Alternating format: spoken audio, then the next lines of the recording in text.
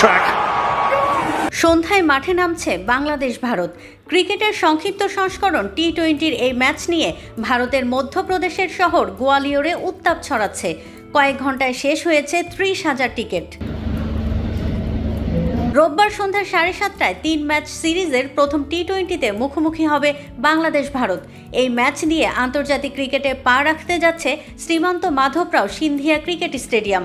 এটি ভারতের 54তম আন্তর্জাতিক ক্রিকেট ভেন্যু। 250-টিরও বেশি ডিজাইন অপশন নিয়ে ওয়ালটন স্মার্ট ফ্রিজ, বোঝে আপনার প্রয়োজন। অভিষেকের আগে আলোচনায় স্টেডিয়ামটির উইকেট কেমন হতে পারে। ফ্র্যাঞ্চাইজি ভিত্তিক টুর্নামেন্ট বদলে দিয়েছে ক্রিকেট। টি-20 মানেই রানের মহোৎসব। এই ম্যাচে রান হবে তো? আন্তর্জাতিক ক্রিকেট যেহেতু হয়নি, ঘরোয়া ক্রিকেট দিয়ে যাচাই করা ছাড়া আপাতত কোনো পথ নেই। বাকিটা হবে অনুমিত। মধ্যপ্রদেশ প্রিমিয়ার লিগে এই মাঠে রান উৎসব দেখা গিয়েছিল। 12 ম্যাচের মধ্যে 200-র বেশি হয়েছে 4 বার। তবে শুরুতে উইকেট একটু ধীরগতির ও বল নিচু হয়ে আসলেও ধীরে ধীরে এটা ব্যাটারদের জন্য সহজ হয়ে ওঠে। এমপিএলে এই মাঠে প্রথম ইনিংসের গড় রান 171। 200-র বেশি রান তাড়া হয়েছে দুবার। এক ম্যাচে প্রথম ইনিংসে হয়েছে 278 রান। তাড়া করা দল করেছে 239। সব মিলিয়ে পরিসংখ্যান বলছে উইকেট হবে রান উৎসবের। আগে ব্যাটিং করা দল জিতেছে 4 বার, আর পরে ব্যাটিং করা দল জিতেছে 8 বার। অবশ্যই দল অনেক ভালো আছে।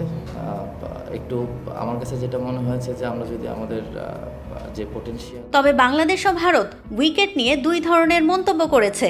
বাংলাদেশ প্রতিনিধি হয়ে সংবাদ সম্মেলনে আসা তাওহিদ হৃদয় জানান, উইকেট হবে স্লো এবং লো, অর্থাৎ ধীরগতির উইকেটে বল নিচু হয়ে আসবে। টি-20 খেলা তো রানের খেলা। এখানে যে যত রান করবে অবশ্যই সবাই রান চায়, সব টিমই রান করতে চায়। এখন এখানে ইন্টারন্যাশনাল খেলা এখনো হয়নি, নিউ ভেন্যু। আমরা জানি না এখানকার ব্যাপারে কতটুকু কী হতে পারে। ডোমেস্টিক খেলা, ইন্টারন্যাশনাল খেলা। তো আমি মনে করি যে এখানে আমাদের খেলাটা শুরু হলেই বুঝতে পারবো উইকেটটা দেখে কেমন হয়।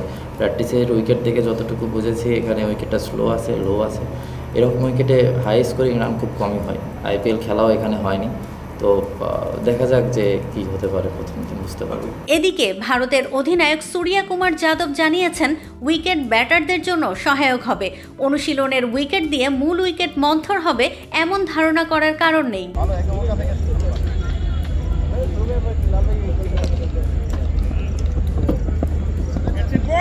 এদিকে বাংলাদেশ মাঠে নামতে পারে 3 পেসার ও 2 স্পিনার নিয়ে।